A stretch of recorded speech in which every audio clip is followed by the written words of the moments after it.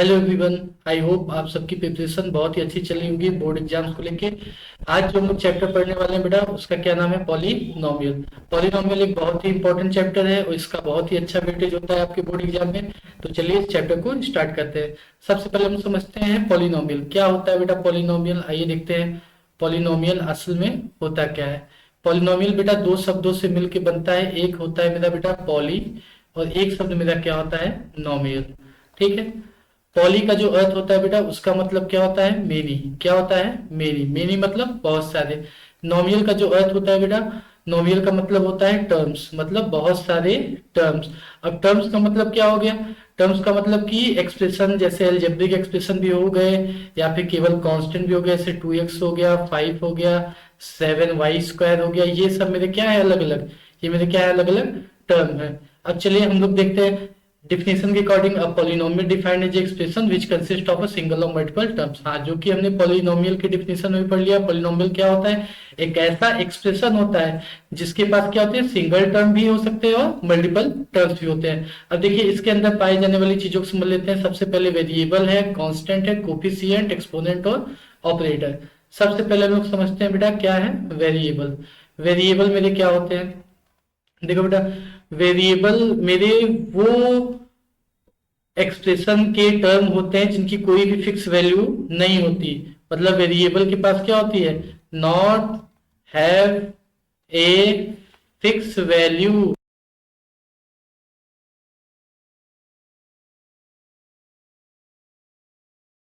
X, Y, Z, ये सब मेरे क्या हो गए बेटा? ये सब मेरे वेरिएबल हो गए। जैसे मैं अगर आपको कहूं कि कैसे इसकी फिक्स वैल्यू, जैसे मैंने लिख दिया x इज इक्वल टू 5, तो इस समय x की वैल्यू क्या हो गई? 5। अगर मैं यही नीचे लिख दूं x इज इक्वल टू 6, तो यहाँ पे x की वैल्यू क्या हो गई? 6। तो मतलब वेरिएबल की खुद की कोई फिक्स वैल्यू नहीं होती है, जो वैल्यू हम उसमें देंगे वही उसकी वैल्यू हो जाएगी। आप लोग समझ गए। इसके बाद बेटा अगला टर्म है कॉन्स्टेंट। हाँ, वेरिएबल में आते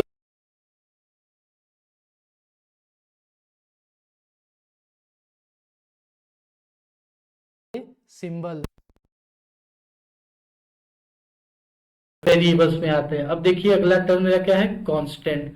अब सबसे पहले हम लोग समझते हैं ये कांस्टेंट क्या होते हैं। कांस्टेंट जिनकी जिनकी वैल्यू क्या होती है? जिनकी वैल्यू फिक्स होती है, जिनके पास फिक्स वैल्यू होती है। एग्जाम्पल में देखिए जैसे 5, 7, 9, ये सब मेरे क्या हो गए? ये सब मेरे नंबर्स हैं, इनकी वैल्यू फिक्स है। अगर मैं बोलूं 5 क्या है, 5 की वैल्यू क्या फिक्स हो सकती है? नहीं, 5 जो है वो 5 ही रहेगा। इसके बाद हम समझते हैं कोफिशिएंट। कोफिशिएंट क्या होता है बेटा? यहाँ देखिए कोफिशिएंट मेरे बेटा वो नंबर्स होते हैं जो वेरिएबल से मल्टीप्लाई होके लिखे होते हैं। जैसे मैं बोलूं यहाँ पे 5x, तो यहाँ पे जो मेरा 5 है वो क्या है? 5 मेरा क्या है यहाँ पे? कोफिशिएंट ऑफ 5 मेरा यहाँ पे क्या है बेटा? Coefficient of x। समझ गया कि नहीं? 5 मेरा क्या हो गया यहाँ पे? Coefficient of x. समझ गए? मतलब वेरिएबल से मल्टीप्लाई करके जो भी नंबर लिखे होते हैं वो उस वेरिएबल के क्या हो जाएंगे? कोफिशिएंट। जैसे मैं कहूँ 7x², तो यहाँ पे जो x² का कोफिशिएंट क्या हो जाएगा बेटा? 7 हो जाएगा। समझ गए? इन्हीं टर्म्स को हम लोग क्या बोलते हैं? कोफिशिएंट। इसके बाद बेटा एक और टर्म आता है जिसको हम लोग क्या बोलते हैं? एक्सपोनेंट। क्या बोलते हैं? एक्सपोनेंट। देखिए एक्सपोनेंट क्या होते हैं? वेरिएबल्स के पावर में जो भी नंबर होते हैं वो उसके क्या होते हैं? एक्सपोनेंट। वो उसके क्या होते हैं बेटा? एक्सपोनेंट। इसके बाद आखिरी में क्या आ गया बेटा? ऑपरेटर्स। हाँ बेटा, जो मेरे अलग अलग टर्म्स लिखे जाते हैं वो यही ऑपरेटर की हेल्प से अलग अलग हम लोग कहते हैं। ऑपरेटर्स में मेरे क्या क्या आते हैं? ऑपरेटर्स में जैसे प्लस, माइनस, मल्टीप्लाई, डिवाइड, ये सब मेरे क्या है? ये सब मेरे अलग अलग ऑपरेटर्स हैं। क्या है बेटा? ये सब अलग अलग मेरे ऑपरेटर्स। तो आई होप पॉलिनोमियल का मतलब आपको अच्छे समझ में आ गया होगा। अब हम लोग चलते हैं बेटा डिफरेंट टाइप्स ऑफ पॉलिनोमियल में। अब देख लेते हैं पॉलिनोमियल के एग्जांपल क्या क्या होंगे। एग्जांपल में देखिए जैसे यहाँ पे दिया है 6x², ये भी क्या है? पॉलिनोमियल। 7x+8y, ये भी क्या है? पॉलिनोमियल। 6x² हो गया, 7x+y हो गया, 9x² + y³ हो गया। ये सब मेरे क्या है बेटा? ये सब मेरे अलग अलग पॉलिनोमियल है। अब देखते हैं हम लोग पॉलिनोमियल को कैसे डिवाइड किया जाता है। आइए नीचे चल के हम लोग देखते हैं अलग अलग कैसे हम लोग पॉलिनोमियल को यहाँ पे डिवाइड करके लिखते हैं।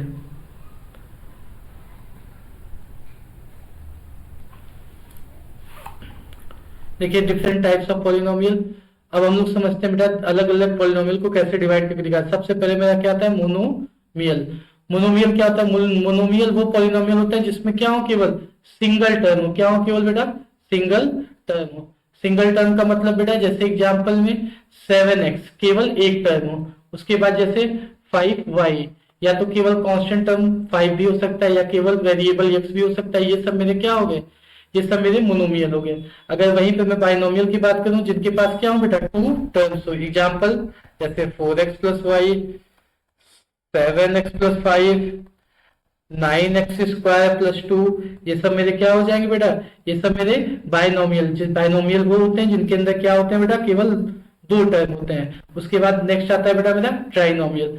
ट्राइनोमियल ऐसे पॉलिनोमियल होते हैं जिनके अंदर क्या होता है बेटा, तीन टर्म्स होते हैं। जैसे 7x square plus 6y plus 9, ये क्या हो गया बेटा मेरा, ये मेरा हो गया ट्राइनोमियल। और एग्जाम्पल देखिए 9x plus 7y plus 6z, ये भी मेरा क्या हो गया बेटा, एक ट्राइनोमियल हो गया। समझ गए आप लोग। अब हम लोग आगे चलते हैं बेटा। अब हम लोग देखते हैं कि डिग्री पे कैसे अलग अलग डिवाइड किए जाते हैं। तो देखिए डिग्री ऑफ पॉलिनोमियल, सबसे पहले समझ लीजिए डिग्री क्या होती है। जो बेटा हाईएस्ट पावर होता है किसी भी पॉलिनोमियल में, जो हाईएस्ट पावर होता है वही उसकी डिग्री। जैसे कि यहाँ पे ये पॉलिनोमियल दिया है, तो ये पॉलिनोमियल क्या है, 6x के power 4 plus 2x cube plus 3। तो यहाँ पे जो वेरिएबल के ऊपर बेटा जो हाईएस्ट पावर होता है, हाईएस्ट पावर क्या होती है, डिग्री होती है। क्या होती है, डिग्री होती है। वही क्या होती है, डिग्री ऑफ पॉलिनोमियल वही होता है। अब चलिए इस एग्जांपल में देखिए, बताइए इसकी डिग्री क्या है। इसका जो हाईएस्ट पावर है कितना है बेटा, 4। तो इसकी डिग्री क्या हो गई, इसकी डिग्री मेरी कितनी हो गई बेटा, इसकी डिग्री मेरी कितनी हो गई, 4 हो गई। नेक्स्ट बेटा नीचे चल के देखते हैं types of polynomial based on degree. Degree के आधार पे देखिए पॉलिनोमियल को कितने हिस्सों में डिवाइड किया गया है। अगर किसी भी पॉलिनोमियल की डिग्री 0, डिग्री 0 का एग्जांपल अगर मैं आपको बताऊं तो जैसे ये हो गया 5। अब आप कहेंगे सर इसमें तो कोई वेरिएबल नहीं है, तो कैसे इसकी डिग्री 0 हो गई। अब देखिए हम लोग 5 को कैसे लिख सकते हैं। मैं अगर 5 को x के पावर 0 लिखूं तो कोई दिक्कत, क्योंकि किसी भी वेरिएबल के पावर 0 हो या चाहे किसी भी कांस्टेंट के पावर बेटा 0 हो, दोनों की वैल्यू क्या होती है, 1 होती है। तो 5x के पावर 0 की मतलब क्या होगी, 5 इंटू 1, जिसका मतलब वैल्यू कितनी आई, 5 ही आई। तो ये क्या हो गया बेटा, एक मेरा ये हो गया मेरा एक कांस्टेंट पॉलिनोमियल हो गया। सेकंड देखिए डिग्री 1 वाले को क्या बोलते हैं, लीनियर पॉलिनोमियल। इसका एग्जांपल समझिए जैसे x प्लस 7। अब आप कहेंगे सर यहाँ पे तो कोई डिग्री, यहाँ पे तो कोई पावर लिखा ही नहीं है। हाँ बेटा, अगर किसी भी वेरिएबल में कोई पावर न लिखा हो या किसी कांस्टेंट में कोई पावर न लिखा हो तो उसकी पावर हमेशा क्या होता है, 1 होता है। तो इसका मतलब क्या है, x के पावर 1 प्लस 7, तो इसका डिग्री कितनी हो गई बेटा, 1। तो इसलिए क्या आ गया, लीनियर पॉलिनोमियल। उसके बाद देखिए बेटा क्वाड्रेटिक पॉलिनोमियल। क्वाड्रेटिक पॉलिनोमियल ऐसे पॉलिनोमियल होते हैं बेटा जिनकी डिग्री क्या हो,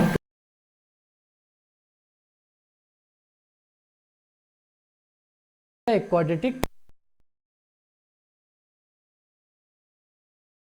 x cube plus 7x square plus 9x plus 5।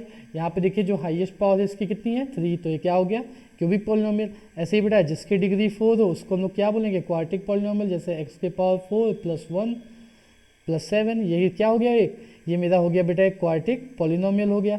अब आइए नेक्स्ट चलते हैं नीचे। अब हम लोग और समझ लेते हैं, ग्राफ देखते हैं बेटा पॉलिनोमियल के, कैसे ये ग्राफ वाले क्वेश्चन करेंगे। देखिए ग्राफ वाले क्वेश्चन हम लोग दो प्रकार से कर सकते हैं। सबसे पहले हम लोग एक ग्राफ बना लेंगे। देखिए बेटा जो ये ऊपर वाली एक्सिस होती है इसको हम लोग बोलते हैं वाई एक्सिस, नीचे हो जाएगी वाई डैश, इधर होती है एक्स एक्सिस, इधर क्या होती है एक्स डैश।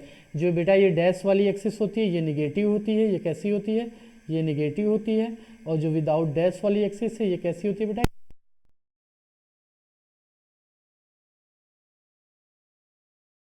क्या होता है ये ओरिजिन। और जो ओरिजिन के कोऑर्डिनेट्स होते हैं वो हमेशा क्या होते हैं, 0,0 होते हैं। तो ये तो हमने ग्राफ के बारे में जान गए। अब यहाँ पे देखते हैं बेटा ग्राफ में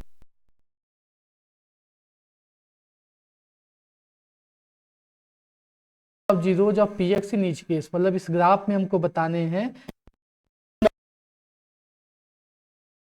जैसे अगर मैं बोल रहा हूँ y is equal to P X, zeros का मतलब ये है कि पी एक्स देखिए पॉलिनोमियल को रिप्रेजेंट करता है। किसको रिप्रेजेंट करता है, पॉलिनोमियल को। अब देखिए पी एक्स का मतलब ये है बेटा कि जो पॉलिनोमियल है वो x के रिस्पेक्ट में है, जैसे कि एग्जाम्पल x² + 7, x + 5, ये सब क्या हो गया, ये सब px, मतलब कि इस पॉलिनोमियल में केवल वेरिएबल जो है वो क्या है, x ही है, x के अलावा कोई वेरिएबल नहीं है। अब हम लोग समझते हैं कि ये जीरोज क्या होते हैं।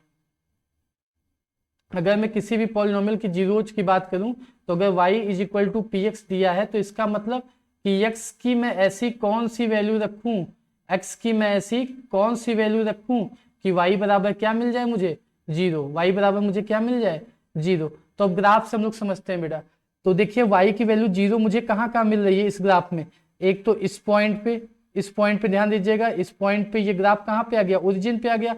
ओरिजिन पे यहाँ पे केवल x की वैल्यू है, क्योंकि ऊपर जाएगा तब y की वैल्यू कुछ मिलेगी, और यहाँ एकदम लाइन पे मुझे क्या मिलेगी, y की वैल्यू हमेशा क्या मिलेगी, 0 मिलेगी। तो ये एक पॉइंट पे 0 है, एक बेटा यहाँ पे एक पॉइंट पे यहाँ पे क्या है, y की वैल्यू 0, और एक इस पॉइंट पे y की वैल्यू 0 है। तो यहाँ पे हमको पूछा है find the number of zeros in px।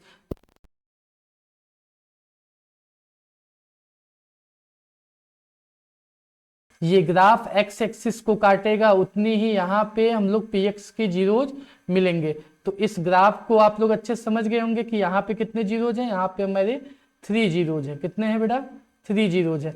जितनी बार देखिए y की वैल्यू मुझे इस ग्राफ में जहां जहां जीरो मिलेगी, जीरो कहाँ मिलेगी, जहां पे वो x एक्सिस को इंटरसेक्ट करेगी।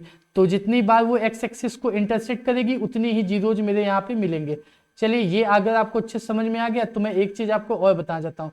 मान लीजिए अगर क्वेश्चन में बोल दिया कि यहाँ पे अगर क्वेश्चन में बेटा बोल दिया, जैसे यहाँ पे आपको दिया है y = px, अगर मैं बोलूँ कि x = अगर आपको क्वेश्चन में क्या दिया है py, और बोल दिया कि find the number of zeros of py in each case, यहाँ पे आपको px की जगह क्या बोल दिया py, कि py के कितने जीरोज है फाइंड आउट करिए। तब देखिए तो हमको क्या करना होगा, तो हमको py = 0 फाइंड करना है कि कितने जीरोज यहाँ पे है। तो y की ऐसी कौन कौन सी वैल्यू है जहां पे मुझे x क्या मिल जाए, 0 मिल जाए। तो आइए देखते हैं x 0 कहाँ मिलेगा। बेटा ये ओरिजिन है, ये ओरिजिन है, यहाँ पे x और y दोनों की वैल्यू 0 है। तो अगर मैं यहाँ पे स्ट्रेट में ऊपर आऊं तो यहाँ मुझे क्या मिलेगा, सिर्फ y की वैल्यू मिलेगी, x मुझे क्या मिलेगा, 0। तो एक इस पॉइंट पे मेरा x की वैल्यू क्या मिलेगी बेटा, मुझे 0 मिलेगी। मतलब कि अगर x = py पूछेगा तो मुझे बस ये देखना है कि वो y एक्सिस को कितने बार इंटरसेक्ट कर रहा है, केवल एक बार इंटरसेक्ट कर रहा है तो एक जीरोज मिलेगा, या अगर एक से ज्यादा बार इंटरसेक्ट करेगा तो उतने ही जीरोज हमको मिलेंगे। तो इस कंडीशन में अगर मैं आपको पूछूंगा तो कितने जीरोज है, देखो बस एक ही बार ये y एक्सिस को काटा है, y एक्सिस को काटा है, क्योंकि जहां पे y एक्सिस कटेगा वहां पे x की वैल्यू क्या होगी, 0। तो इसके कितने जीरोज हो गए, इसका केवल एक जीरोज हुआ। कितने हो गए बेटा, केवल 1 जीरोज हुआ। समझ गए कि नहीं, समझ में आया बेटा, इसका क्या हुआ, केवल 1 जीरोज हुआ। चलिए नेक्स्ट अगले पे हम लोग चलते हैं। हाँ बेटा इसको देखिए, एक बार मैं यहाँ पे px आपको निकाल लेता हूँ, एक बार मैं py। अगर मैं बोलूँ y = px है, y = px है, तो देखिए y की वैल्यू कहाँ कहाँ 0 हो रही है। एक इस पॉइंट पे y की वैल्यू क्या हो गई, y की वैल्यू 0 हो गई, क्योंकि यहाँ पे वो x एक्सिस को इंटरसेक्ट किया। एक यहाँ पे y की वैल्यू 0 हो गई, एक यहाँ पे y की वैल्यू 0 हो गई, और एक यहाँ पे y की वैल्यू 0 हो गई। तो यहाँ पे कितने हमको जीरोज मिले बेटा, यहाँ पे हमको 4 जीरोज मिले। कितने मिले बेटा, 4 जीरोज मिले। px के कितने जीरोज मिले, 4 जीरोज मिले। अगर यही मैं आपसे बोलूं कि x = py के जीरोज सारे बताइए, तो y एक्सिस को यहाँ पे कितनी बार इंटरसेक्ट किया, केवल एक बार, केवल एक ही बार x की वैल्यू यहाँ पे 0 मिली है। तो इसके जीरोज कितने हो जाएंगे बेटा, केवल 1 जीरोज मिलेगा। ठीक, क्लियर है बेटा ये। चलिए आगे चलते हैं। हाँ, क्वाड्रेटिक पॉलिनोमियल बहुत ही अच्छा टॉपिक है बेटा, क्लास 10 में हमको इसी टॉपिक को बहुत ही अच्छे से पढ़ना है, इसी पे सारे क्वेश्चन बनते हैं। अब सबसे पहले देखिए क्वाड्रेटिक पॉलिनोमियल को कैसे रिप्रेजेंट किया जाता है। क्वाड्रेटिक पॉलिनोमियल को रिप्रेजेंट किया जाता है ax² + bx + c में। कैसे रिप्रेजेंट किया जाता है, ax² + bx + c। समझ गए आप लोग, क्वाड्रेटिक पॉलिनोमियल, कोई भी क्वाड्रेटिक पॉलिनोमियल हो इसी फॉर्म में रिप्रेजेंट होता है। अब हम लोग बात करेंगे कि कैसे क्वाड्रेटिक पॉलिनोमियल को हम लोग सॉल्व करते हैं। ये एग्जांपल लेके बेटा मैं आपको समझा रहा हूँ, हम लोग मिडिल टर्म को स्प्लिट करके कैसे इसको सॉल्व करते हैं। आप लोग ध्यान से देखिए, बहुत बच्चों का डाउट रहता है, बहुत इजीली क्लियर हो जाएगा। तो मैं आपको बता रहा हूँ, सबसे पहला प्रोसेस होता है कि ये a की मल्टीप्लाई हम लोग किस में करेंगे, c में करेंगे। a का मल्टीप्लाई हम लोग c में करेंगे और इसके फैक्टर्स निकालेंगे। क्या करेंगे, इसके फैक्टर्स निकालेंगे। इसके कोई दो फैक्टर हम लेंगे। क्या लेंगे बेटा? केवल इसके केवल दो फैक्टर हम लोग ऐसे प्लस या माइनस करेंगे कि हमको क्या मिले, इसका मिडिल वाला टर्म हमको मिल जाए।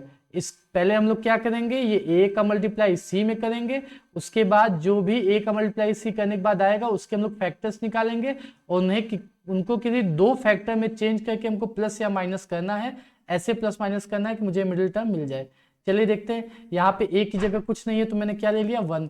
तो 1 का मल्टीप्लाई -8 में करेंगे तो क्या मिल गया बेटा मुझे, -8। अब मैं 8 का फैक्टर करूंगा तो क्या हो जाएगा, -2 इंटू 2 इंटू 2। अब देखिए बेटा, मुझे कुछ इस प्रकार से इसको प्लस या माइनस करना है कि मुझे क्या मिलना चाहिए, मिडिल टर्म मिलना चाहिए। तो यहाँ देखिए 2 2 जा क्या हो जाएगा बेटा 4, और माइनस प्लस माइनस इंटू 2। अब देखिए 4 2 जा अगर मैं करूंगा तो -8 आ जाएगा मेरा, और अगर मैं -4 + 2 कर दूं तो मेरा क्या आ जाएगा, -2 आ जाएगा। तो मल्टीप्लाई करने पे बेटा मेरा वही प्रोडक्ट आ जा रहा है दोनों का, और प्लस माइनस करने पे मेरा मिडिल टर्म आ जा रहा है, तो मैं बस उसी की वैल्यू पुट कर दूंगा। तो ये कैसे हो जाएगा बेटा, x² - 4x + 2x। हाँ बेटा, फैक्टर करने के बाद दोनों में क्या करेंगे, x हम लोग लगा देंगे, -8। अब यहाँ पे हमको देखना है कि पहले दो टर्म और इन दो टर्म में कॉमन क्या है। पहले टू टर्म में देखिए इसमें भी x है और इसमें भी x है, तो एक तो हम लोग कॉमन ले लेंगे x। उसके अलावा क्या कुछ कॉमन है दोनों में, नहीं बेटा कुछ नहीं कॉमन है। यहाँ पे केवल x बच रहा है, यहाँ पे 4 बच रहा है, तो कुछ कॉमन और नहीं है। तो जो बच रहा है उसको लिख दीजिए x - 4। ऐसे ही सेकंड वाले टर्म में देखेंगे बेटा क्या कॉमन है। देखिए यहाँ x है लेकिन यहाँ x नहीं है, तो x कॉमन नहीं जाएगा। तो अगर मैं यहाँ से 2 कॉमन ले लूँ, +2 कॉमन ले लूँ, तो यहाँ क्या बचेगा, x। और अगर मैं 8 में से 2 निकाल लूँ, देखिए बेटा अगर कॉमन लेने नहीं आता तो जो नंबर आप कॉमन ले रहे हैं सिंपली उससे डिवाइड कर दीजिए। तो 8 को अगर मैं 2 से डिवाइड करूंगा तो 2 4 जा 8, तो यहाँ कितना बचेगा, -4। उसके बाद बेटा अगर ये सेम आ गया तो इसका मतलब आप एकदम सही सॉल्व कर रहे हैं। अब जो आपका सेम आ गया बेटा वो एक ब्रैकेट में रख दीजिए, और जो बच गया उसको भी एक ब्रैकेट में रख दीजिए। इसके बाद बेटा हम लोग क्या करेंगे, जब भी इसके करेंगे तो इसको सिंपली हम लोग किससे कंपेयर कर देंगे, 0 से। तो x - 4 = 0, तो x की वैल्यू क्या आ गई, 4। ये इसका पहला 0 जा गया। दूसरा क्या हो जाएगा, x + 2 = 0, तो यहाँ पे x = क्या हो जाएगा, -2। ये इसका दो जीरोज मिलते हैं, एक अल्फा और कहते हैं कि दो जीरोज मिलते हैं, एक अल्फा और बीटा। अब हमको इस चैप्टर में यही पढ़ना है। सबसे पहले इन जीरोज में रिलेशनशिप क्या होती है, अल्फा प्लस बीटा = होता है बेटा मेरा -b/a। -b/a बेटा क्या है, ये -b क्या है, ये कोफिशिएंट है बेटा x का और x स्क्वायर का। इस क्वाड्रेटिक पॉलिनोमियल में x और x स्क्वायर का जो कोफिशिएंट है, x का कोफिशिएंट b है तो ये b वैल्यू हो गई, और x स्क्वायर का कोफिशिएंट है ये a की वैल्यू, यहाँ माइनस लग गया। और एक रिलेशन होता है बेटा कोफिशिएंट और जीरोज में, वो होता है alpha into beta = c/a। Alpha into beta = c/a। यहाँ पे बेटा जो मेरा अल्फा और बीटा होता है ये मेरे क्या होते हैं, ये जीरोज होते हैं, और जीरोज का मल्टीप्लाई करने पे हमको क्या मिलता है, c/a। c मतलब ये कांस्टेंट टर्म इस क्वाड्रेटिक पॉलिनोमियल का, a का मतलब क्या हो गया, कोफिशिएंट ऑफ x स्क्वायर। ठीक है, मुझे लगता है कि ये आप लोग को अब अच्छे से समझ में आ गया होगा। अब हम लोग और आगे चलते हैं बेटा। अब हम लोग इसी क्वाड्रेटिक इक्वेशन को जो भी को मैंने सॉल्व किया, इसी के हम लोग ये जीरोज के रिलेशनशिप को वेरीफाई करते हैं, क्या ये सही है या नहीं है। तो चलिए देखते हैं, मेरा क्वाड्रेटिक इक्वेशन क्या था, x² - 2x - 8। अब मैं आपको सबसे पहले बताता हूँ, अगर इसमें मुझे a की वैल्यू लिखनी है तो a क्या होता है, x² कोफिशिएंट। यहाँ पे कुछ नहीं है तो मैं क्या कर देता हूँ, यहाँ पे मैं कोफिशिएंट को क्या मान लूंगा, 1। तो a की वैल्यू क्या आ जाएगी, 1। b की जगह यहाँ पे क्या दिया है बेटा, b की जगह मतलब x का कोफिशिएंट क्या है, -2। उसके बाद बेटा c जो कांस्टेंट टर्म है वो क्या हो जाएगा, -8। अब आइए रिलेशनशिप निकाल लेते हैं, अल्फा प्लस बीटा = -b/a। अब अल्फा की वैल्यू यहाँ पे क्या हो जाएगी बेटा, देखिए जो मेरा पहला जीरो जाए है उसको अल्फा मान लेते हैं, जो दूसरा जीरो जाए है वो बीटा। तो अल्फा बराबर यहाँ पे मुझे क्या है, -2, और बीटा बराबर क्या है यहाँ पे मेरा 4 है। तो यहाँ पे रखते हैं बेटा वैल्यू, तो अल्फा की हो जाएगी -2, बीटा की वैल्यू क्या हो गई 4 = -b/a।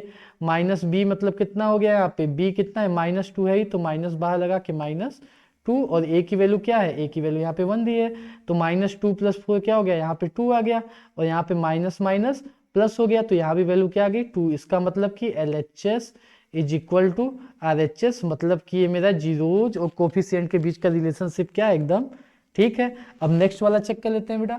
Alpha into beta is equal to C by A. देखिए अल्फा की वैल्यू क्या दी गई है -2, बीटा की वैल्यू क्या दी गई है 4, सी की वैल्यू क्या दी गई है -8, ए की वैल्यू दी गई है 1। तो 4 2 जा क्या हो गया बेटा -8 इधर भी और -8 इधर भी। तो यहाँ भी LHS बराबर RHS में आ गया, मतलब यहाँ पे हमने वेरीफाई कर दिया कोफिशिएंट और जीरोज के बीच का रिलेशनशिप। अब नेक्स्ट हम लोग चलते हैं बेटा। हाँ अब देखिए, अब अगर किसी भी क्वाड्रेटिक पॉलिनोमियल में आपको the sum of zeros is 5 and their product is 6, अगर किसी भी क्वाड्रेटिक पॉलिनोमियल का सम ऑफ जीरोज दिया हो, प्रोडक्ट ऑफ जीरोज दिया हो, हमको पॉलिनोमियल पूछे, तो देखिए हम लोग कैसे निकालेंगे। सबसे पहले देखिए बेटा हम लोग क्या करेंगे, कोई भी क्वाड्रेटिक पॉलिनोमियल किस फॉर्म में होता है, ax² plus bx plus c। ठीक है, अगर मैं इन तीनों में से a कॉमन ले लूंगा तो मेरा क्या बचेगा बेटा, a बाहर ले लीजिए तो a निकाल लूंगा तो यहाँ केवल x² बचेगा। अभी मैंने आपको बताया बेटा अगर कोई नंबर हमको कॉमन लेना है तो क्या करेंगे, सिंपली वो नंबर अगर कॉमन हम बाहर ले लिए हैं और अगर किसी और नंबर में से कॉमन लेना है वहां पे वो अगर नहीं है तो सिंपली उससे क्या करेंगे, बस डिवाइड कर देंगे। तो ये हो जाएगा b बाई ए यक्स, उसके बाद बेटा लास्ट टर्म क्या हो जाएगा प्लस सी बाई ए, क्योंकि न b में a था न c में a था, तो जब मैंने कॉमन लिया तो मैं क्या किया, a से दोनों को डिवाइड कर दिया, क्योंकि अगर मैं a का वापस मल्टीप्लाई इसके अंदर करूंगा तो x में करूंगा तो ax² हो जाएगा, और b बाई ए में करूंगा तो क्या मिलेगा मेरा बेटा, केवल b मिलेगा, तो मुझे यही चीज मिल जाएगा। फिर अगर मैं c बाई ए में करूंगा तो क्या मिलेगा, मुझे c मिलेगा, क्योंकि a से a क्या होगा, कैंसिल हो जाएगा। तो एक तरीके से अगर मुझे कॉमन लेना हो कोई नंबर और वहां पे उस नंबर में वो नंबर न गिवन हो तो सिंपली उससे डिवाइड कर देंगे।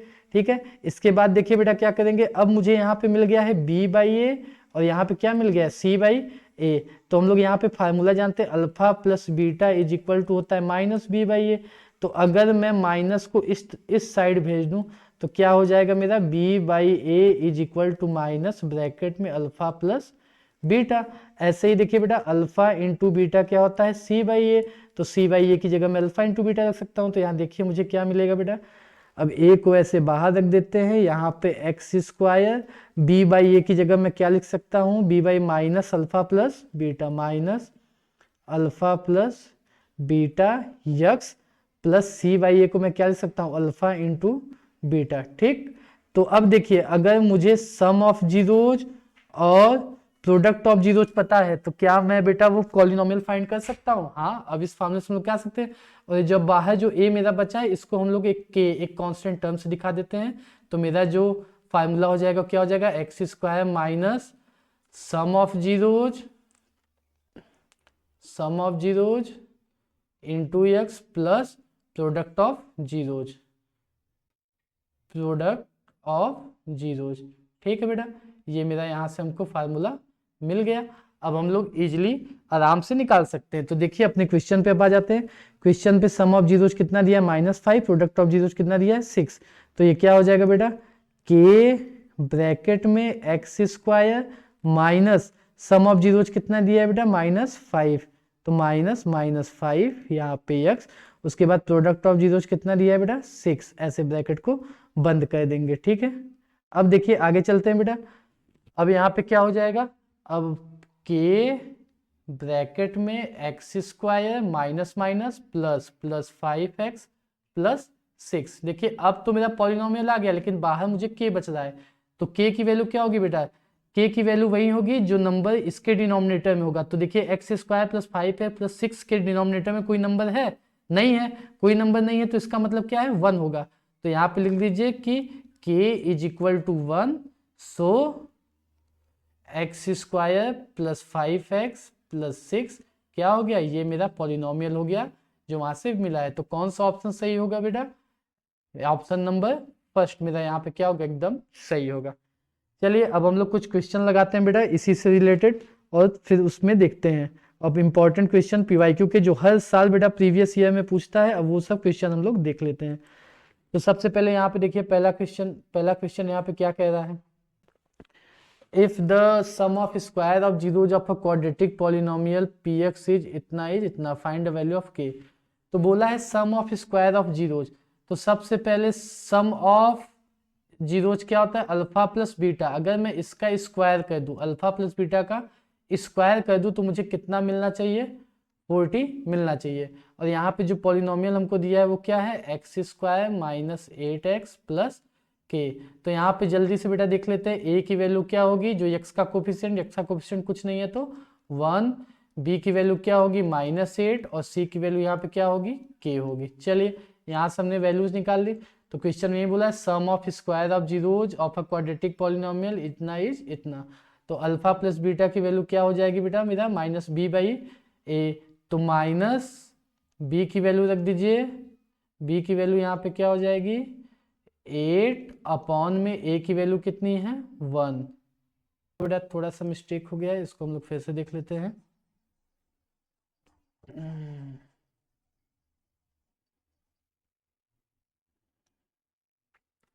हाँ बेटा देखिए यहाँ पे जो हमको पॉलिनोमियल दिया है वो क्या दिया है बेटा x² माइनस 8x प्लस के।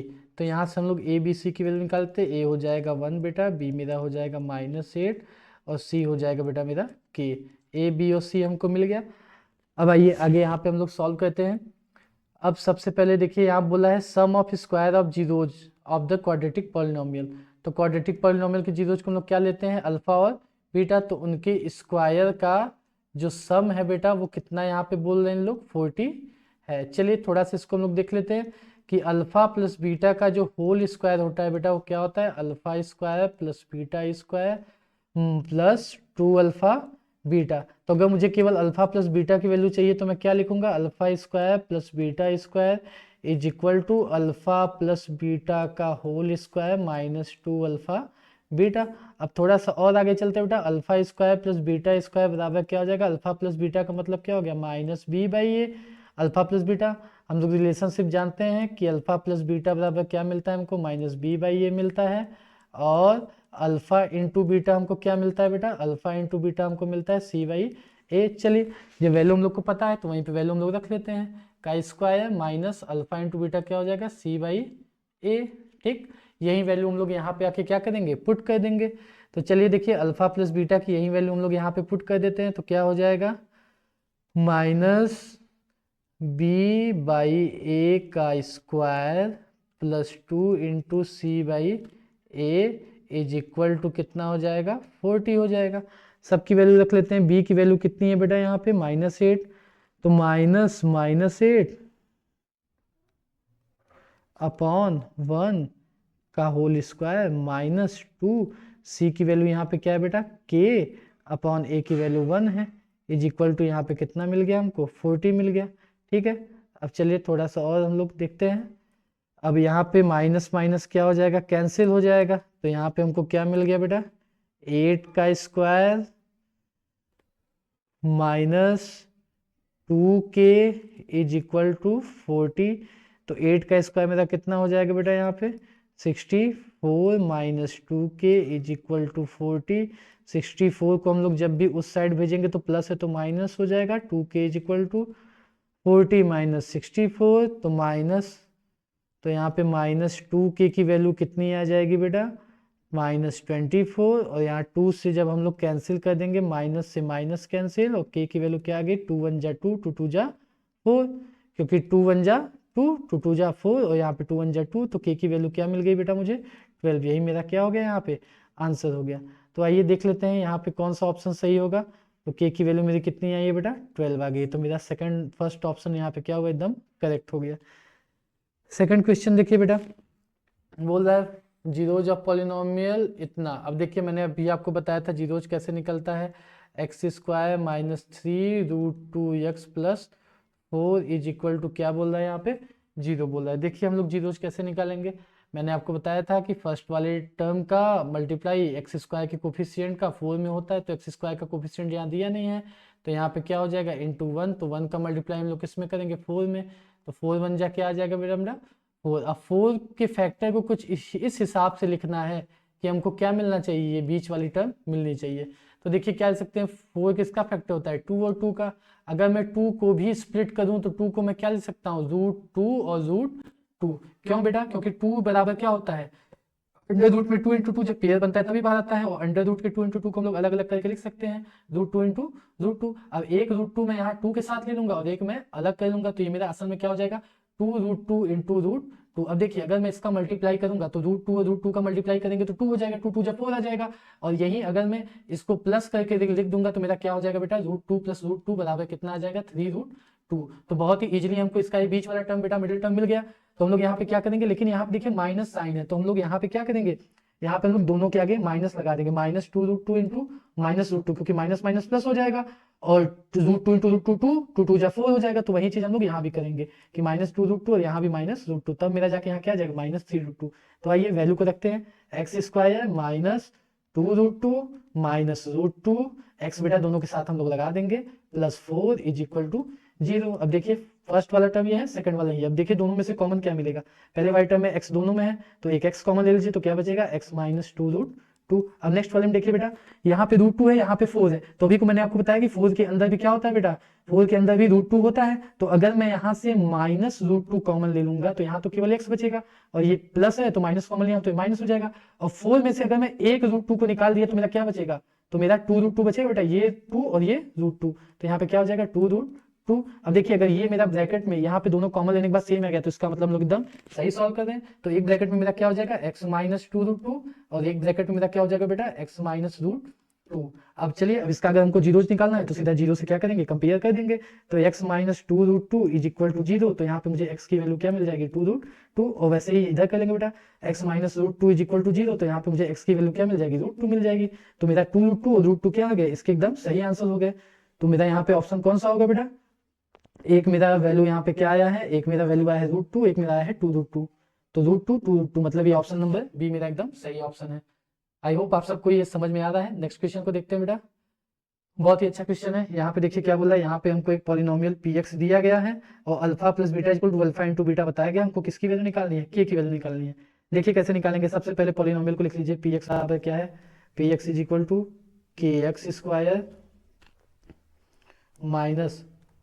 -30x + 45k। चलिए अब देखिए a की वैल्यू क्या होगी, जो x स्क्वायर का कोफिशिएंट होगा वो a की वैल्यू, जो x का कोफिशिएंट होगा वो b की वैल्यू, और जो लास्ट में नंबर बचेगा बेटा वो मेरा क्या हो जाएगा, c की वैल्यू। तो c की वैल्यू कितनी होगी, 45k। चलिए आगे देखते हैं बेटा, यहाँ पे जो हमको कंडीशन दी गई है कितनी दी गई है, alpha plus beta = alpha into beta. तो अल्फा प्लस बीटा की वैल्यू क्या होती है बेटा, हमने अभी रिलेशनशिप पढ़ा था कोफिशिएंट, जो अल्फा प्लस बीटा की value -b/a, alpha into beta की वैल्यू c/a। a से मेरा क्या हो गया बेटा, कैंसिल हो गया। चलिए वैल्यू रख देते हैं b की कितनी है, माइनस और -30, b की वैल्यू हो गई, और c की वैल्यू कितनी आई बेटा, 45k। तो यहाँ से माइनस कैंसिल, तो k की वैल्यू यहाँ पे क्या हो जाएगी, 45। अगर यहाँ k के साथ मल्टीप्लाई हुआ है तो यहाँ क्या होगा, डिवाइड हो जाएगा, तो हो जाएगा 30/45। अब 15 2 जा 30, 15 3 जा 45, तो k की वैल्यू बेटा मेरी क्या आ जाएगी, 2/3। तो इस हिसाब से ऑप्शन नंबर डी मेरा क्या होगा, एकदम करेक्ट ऑप्शन होगा। चलिए नेक्स्ट देखते हैं बेटा, यहाँ पे ये क्वेश्चन हमको दिया है, यहाँ पे हमको जो पॉलिनोमियल दिया है वो क्या दिया है, px = x² +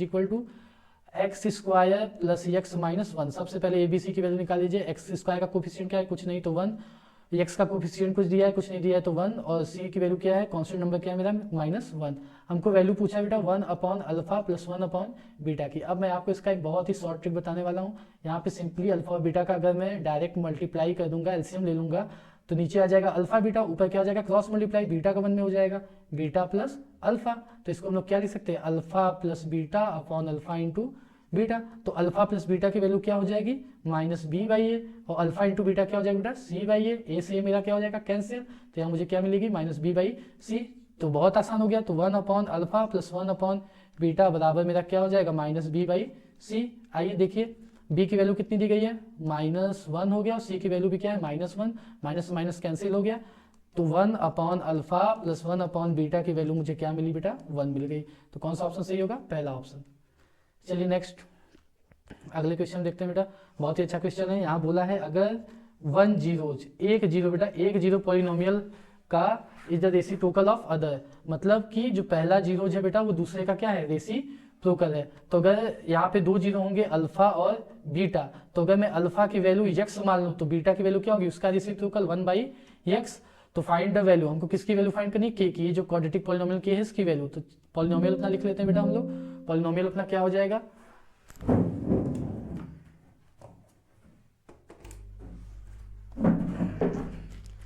पॉलिनोमियल देखिए बेटा, सबसे पहले यहाँ पे हम लोग px = 6x² + 37x -